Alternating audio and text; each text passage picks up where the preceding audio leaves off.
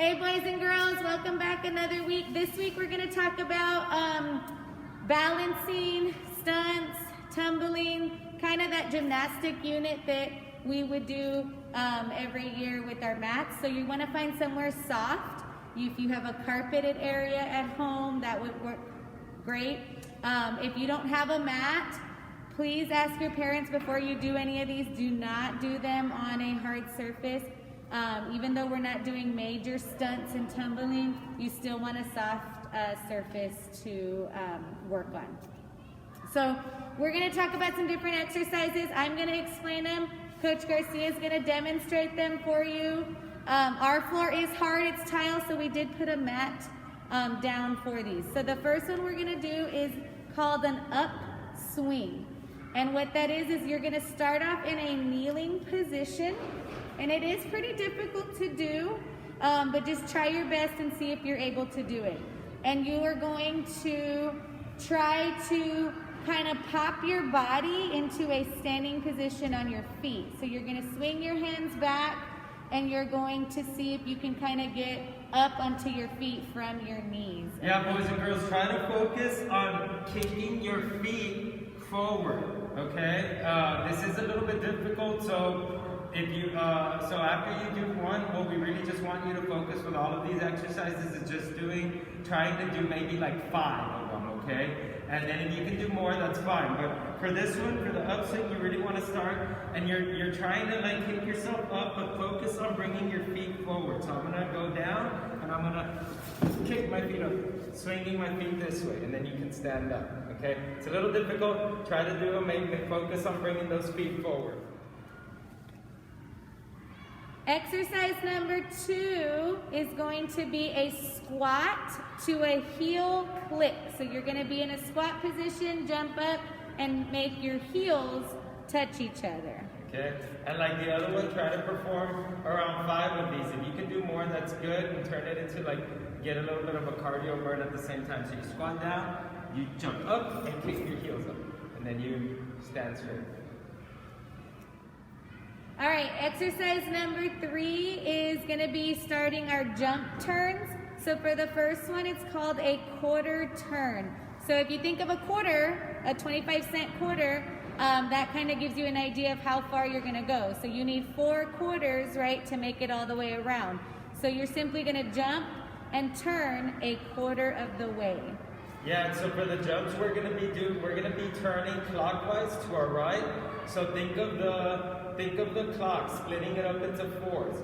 You got your first quarter from the 12 to the 3, second quarter or half would be 3 to the 4, 3 to the 6. Then we got 6 to the 9, our 3/4, and then our whole clock from 9 to 12. So you're going 1, 2, 3, 4. That's the whole clock. So we're only going a quarter turn right now. So we're only going, imagining we're turning to the 3. So all you're doing for this turn is jumping and turning to your 3. And then you can come back and do 5 more, or do 4 more, sorry. All right, exercise number 4 is going to be a half jump turn. So instead of turning just a quarter of the way, you're going to turn a full half. So in money-wise, that becomes the 50 cents, right? And then Coach will show you what it looks like when we talk about the clock. Yeah, so remember we're going clockwise.